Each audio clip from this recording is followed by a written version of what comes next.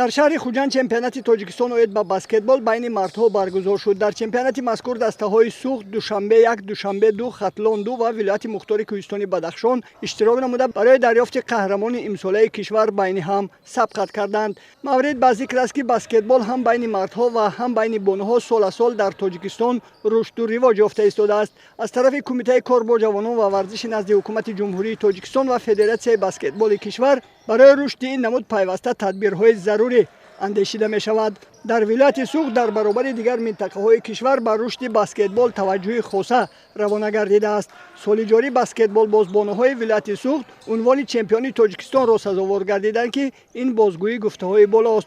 چمپیونات تاجیکستان اوید با بسکتبال بین مردها طی 5 روز در تالار ورزشی دانشگاه دولتی حقوق بیزنس و سیاست تاجیکستان در سطح بلند تشکیلی جریان گرفته واقعی‌ها جالب و تماشابا به انجام رسیدند. در نتیجه دسته دوشنبه 1 صاحب مقام اول، تیم دوشنبه 2 صاحب جای دوم و دسته خاتلان 2 سزاوار مقام سوم گردیدند.